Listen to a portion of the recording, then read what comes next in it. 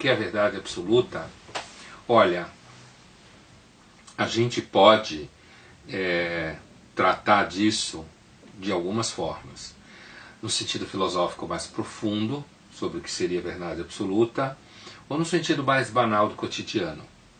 A gente sabe que tem um diálogo do Platão chamado Teeteto, em que o Sócrates lá está debatendo com Teeteto, que é um discípulo do Protágoras, um dos maiores sofistas da Grécia Antiga, e essa ideia de verdade absoluta, então, ela é chamada no diálogo de episteme, né? Conhecimento absoluto, verdade absoluta.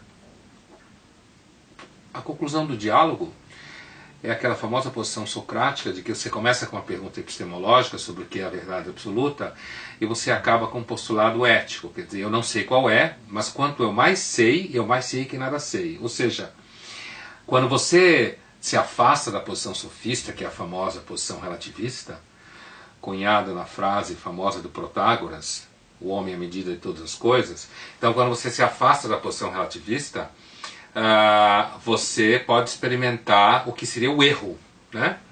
Porque se o relativista sofista tem razão, não existe erro. Porque não existe verdade, é tudo relativo.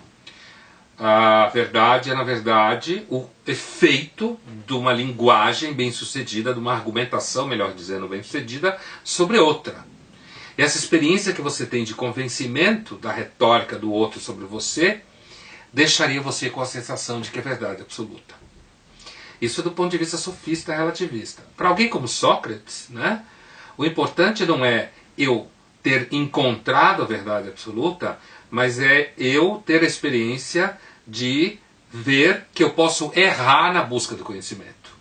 E esse movimento de buscar a verdade e nunca encontrar faz de mim alguém que na Idade Média alguns vão chamar de portador de docta ignorância, quer dizer, uma ignorância sábia.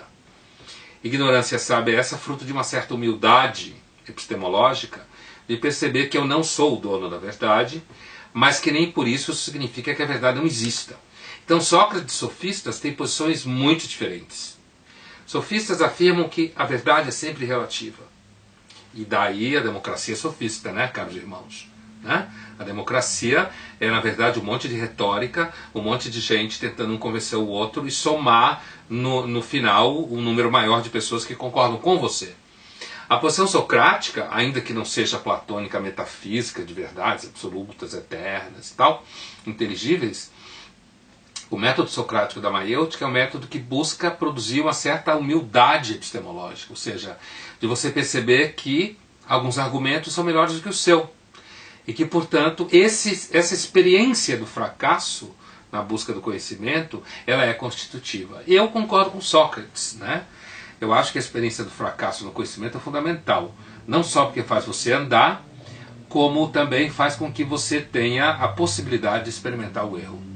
Agora, a posição relativista, que afirma que não existe a verdade, ela também tem sua validade filosófica. A validade filosófica dela é evidente. Existem valores que são um pouco mais assim num lugar, um pouco mais assado em outro. Existem histórias psicológicas que tornam você mais propenso a ter uma percepção ou um tipo de afeto mais assim, o assado, do que outra pessoa. Existem momentos históricos que determinam percepções de realidade distintas. Então, na verdade, a minha opinião é a seguinte: eu acho que não precisa ficar claro, ele tem a posição religiosa, de achar que a verdade absoluta é uma só, que tem um Deus só e ele sabe o que é e tal. Mas eu acredito que você pode manter as duas situações ainda que em tensão. A gente não sabe se existe uma verdade absoluta. É possível que não exista, pelo menos no âmbito do humano, afora as verdades matemáticas, que nem vale a pena entrar na discussão aqui. Mas a experiência de não abraçar o relativismo na sua totalidade pode proteger você quase de um niilismo, ou proteger você de um certo cinismo, né? De achar que então tudo é relativo, então tipo dane-se a busca pelo conhecimento. Eu acredito que as duas posições, vistas de um ponto de vista mais construtivo, o relativismo dá a você mais tolerância, dá a você a capacidade de comparar comportamentos, entre outras coisas, enquanto que a busca de uma verdade, mesmo que você não ache, dá a você um certo tônus de se relacionar com o fracasso no conhecimento.